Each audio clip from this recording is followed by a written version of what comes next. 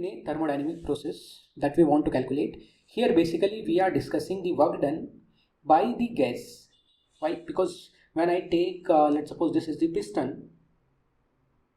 Piston means anything which can move, a surface which can move, right? So when this piston is moving, so then on this piston there is force because of the gas which is inside this container, which is applying a force. Simultaneously there may be external force, like because of the outside atmosphere, or let's suppose there is some force which you are applying on this piston from the outside direction. So then that can also do the work. But here we are talking about the work done by gas. Okay. In physics, whenever we talk the work done, generally we will talk about the work done by the gas. Okay, so that I want to calculate. So look, here the force at this point of time on this piston, let's suppose force is F and the pressure inside this container is P. Okay, so now what will be the relation between the force and the pressure? Pressure is force divided by area. So force becomes pressure times of area, where A, P is the pressure inside the container,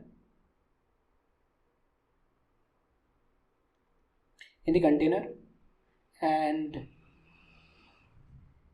A is the surface area of piston.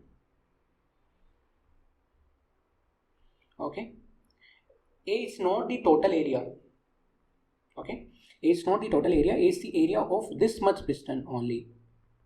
Alright, so this is the relation, force is equal to pressure times of area.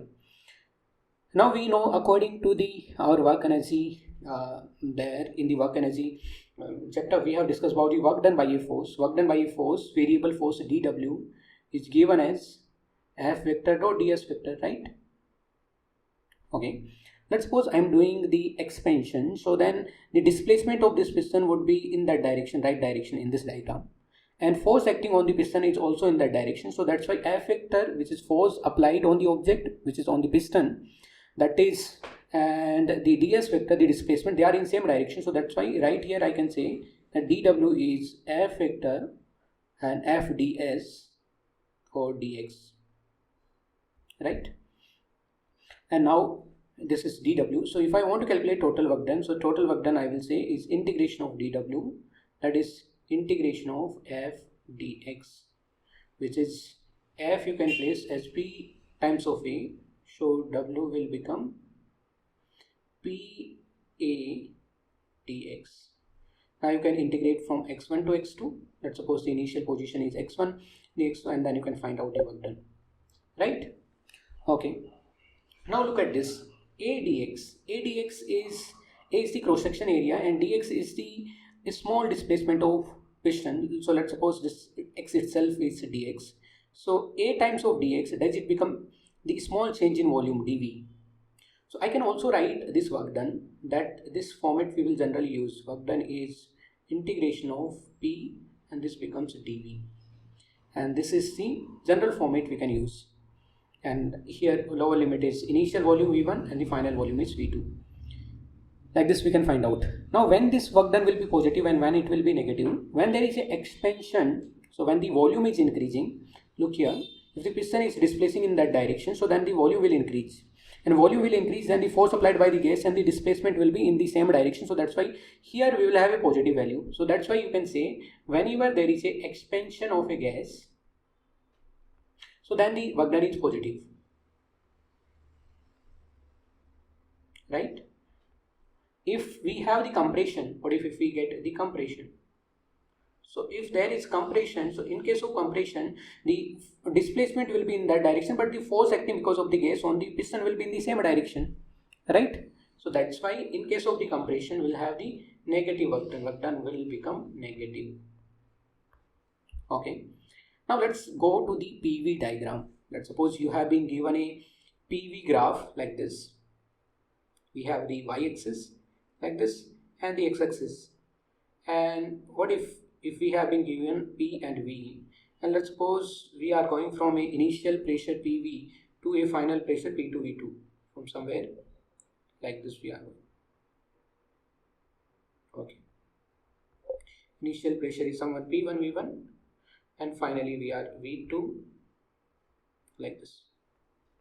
Okay, so if you look at this expression, integration of P dV, will it become the area under the curve? Yes, we know that area under curve is the integration. From the integration we know. So then we can say that the area under the PV graph will also give you the work done. This is also work done. So sometimes it is work done by gas.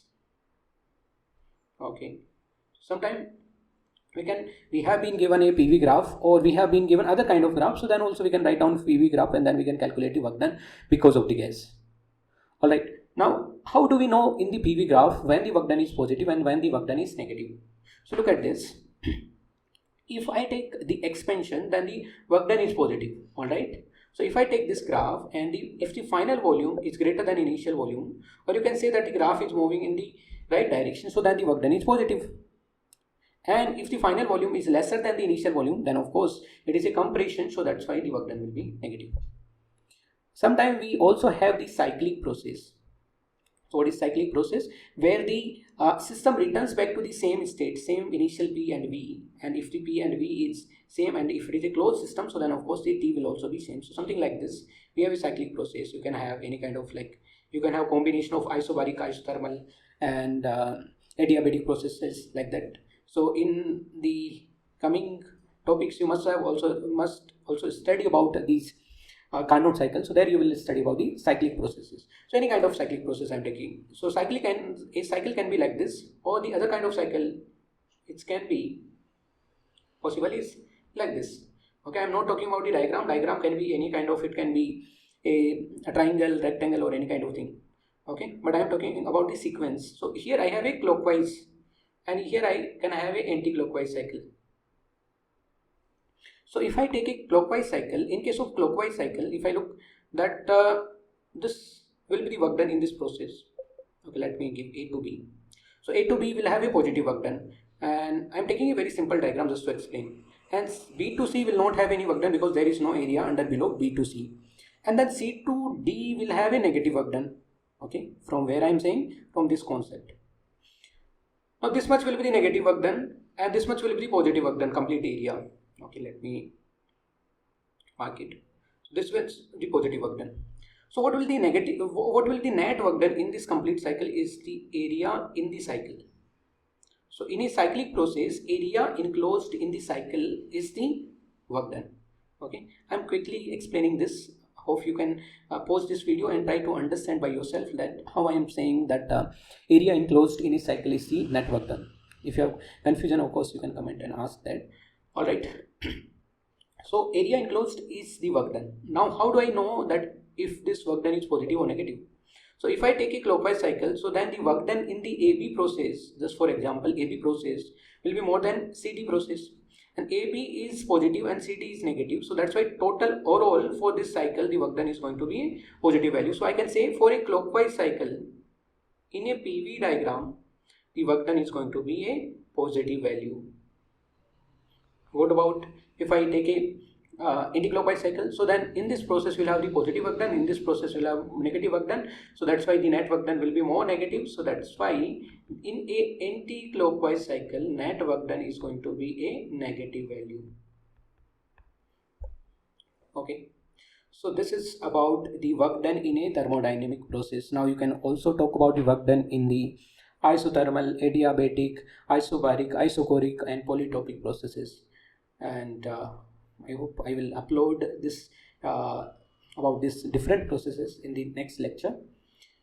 Meanwhile, if you want to learn about the other topics on the physics, so then you can watch other videos available on the channel. Thank you very much.